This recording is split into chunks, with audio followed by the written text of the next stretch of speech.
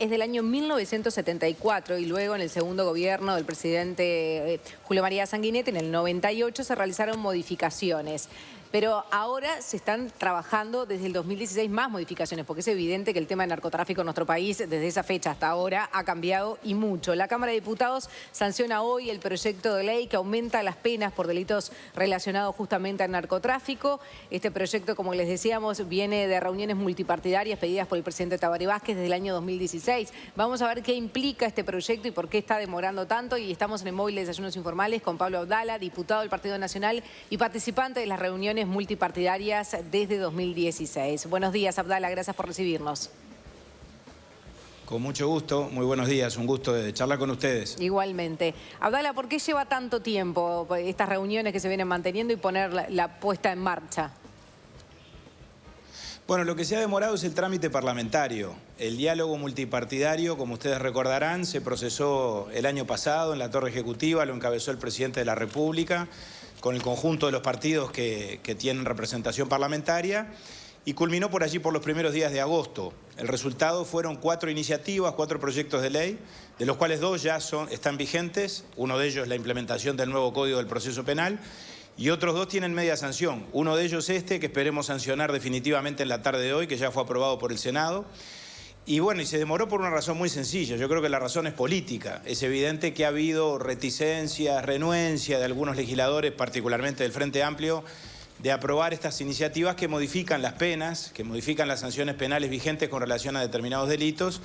Y esa demora, por lo tanto, implicó que la definición se dilatara primero en el Senado y después en la Cámara de Diputados, pero por suerte se ha destrabado.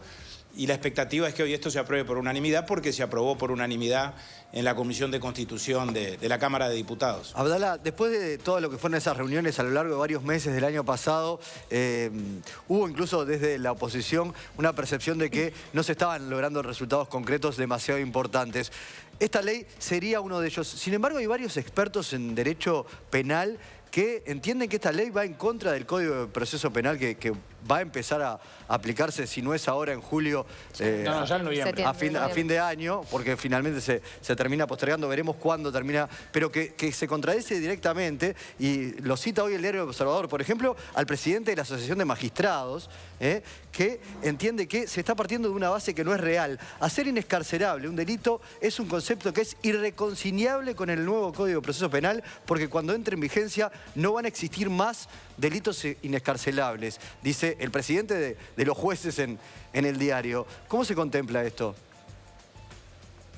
Bueno, esa es una disquisición conceptual que me parece que puede ser legítima. Tal vez los términos de excarcelabilidad e inexcarcelabilidad pasen, digamos, a mejor suerte en la medida en que, bueno, ya no habrá procesamientos con o sin prisión. Directamente habrá audiencias únicas, primero una audiencia de formalización, después una audiencia definitiva, y eso terminará o no en una condena. Pero en este proyecto, más allá de la circunstancia de que los delitos se vuelvan inexcarcelables en función de la ley vigente, hay un ajuste de las penas, hay un incremento de las penas con relación a los delitos del narcotráfico, a toda la figura, ¿no? De la mínima de unos pocos meses, ¿no? Para que fuera inescarcelable, para que fueran 2 años en vez de 20 meses. Ese era un cambio técnico, básicamente, que lo que hacía era evitar que fuera escarcelable como hasta ahora, pero no tiene demasiado sentido a partir de... Bueno, no, pero... Son 4 meses más de mínima. No es solo eso, Juan Miguel. Está bien, es un endurecimiento de las penas. 4 meses más de mínima. En que antes, por ejemplo, se establecían 20 meses, ahora se establecen 2 años de mínima y 10 años de máxima. Es decir, hay un ajuste de las penas en los delitos vigentes en la ley de estupefacientes. Por lo menos también van para el tema de marihuana. Sí, ahora, aumentar las penas, solucionar el problema. Bueno, en el caso de la marihuana... A ver, yo entiendo que el derecho penal, como dicen los penalistas, por sí mismo no persuade, no intimida. Pero en tal caso sí, lo que hemos entendido por razones de política criminal es que estos delitos merecían un endurecimiento por la gravedad que los mismos representan desde el punto de vista de la respuesta penal. Es un tema opinable, por supuesto hay quienes pueden estar de acuerdo y quienes no. El sistema político, los partidos políticos entendimos que sí. Este es uno de los aspectos de la ley, no es el único. Hay también todo otro componente que tiene que ver con la creación de una nueva institucionalidad. Hay otro aspecto que tiene que ver con el análisis de las sustancias, que hoy hay una suerte de monopolio en este análisis por parte del Instituto Técnico Forense y se habilita a que otros organismos públicos o privados puedan contribuir con la justicia a los efectos del análisis del tipo de sustancia psicotrópica o de sustancia prohibida, en función de, bueno, de que se trate de marihuana, se trate de pasta base, se trate de cocaína o lo que fuere.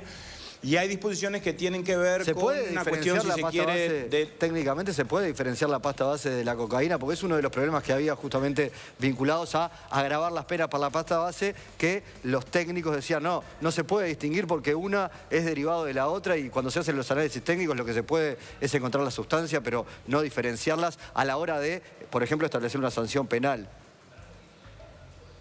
Bueno, nos consta que ha habido una dificultad con relación a eso, y entre otras cosas es por eso que hay específicamente un artículo en este proyecto que apunta a lo que yo le decía recién, es decir, a generar nuevas herramientas y nuevos instrumentos para que el análisis técnico pueda ser lo más preciso posible a la hora de determinar de qué sustancia estamos hablando. Ese es un problema que nos transmitía en su momento la Suprema Corte de Justicia, que efectivamente en la práctica los jueces se han enfrentado con él.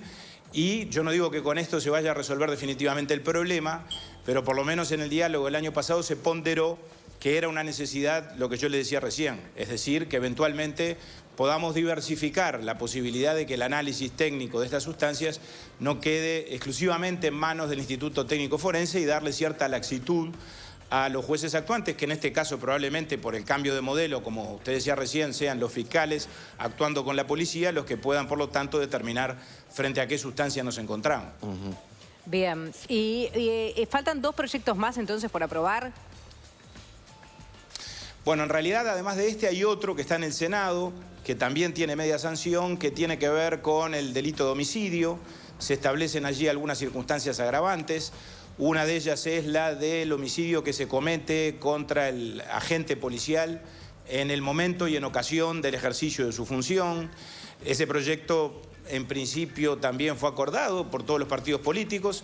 Por una razón que no conocemos, en el Senado se empantanó. Estamos esperando que efectivamente, bueno, se pueda destrabar y bueno, y desde ese punto de vista cumplir con los acuerdos que se celebraron en la Torre Ejecutiva, que por lo que decía Juan Miguel al principio, esto es cuestión de ver el vaso medio lleno o medio vacío. Yo creo que para las expectativas que se generaron el año pasado al convocarse a este diálogo en la Torre Ejecutiva, evidentemente el resultado deja un poco de sabor a poco, digámoslo así. Sin perjuicio de lo cual, creo que hay que rescatar como algo muy importante o como una consecuencia muy importante la implementación del nuevo Código del Proceso Penal. Que si no fuera por el intercambio que se dio en ese diálogo en la presidencia y por la presión bien entendida que ejercieron los partidos de la oposición, seguramente el nuevo código no estaría entrando en vigencia en este año 2017 porque el Poder Ejecutivo estaba pensando en establecer su vigencia bastante más adelante. Yo creo que ese es un cambio cualitativo muy importante. Bien, Pablo Abdala, muchísimas gracias por este móvil. Por favor, con mucho gusto, gracias a ustedes. Hasta luego, buena jornada.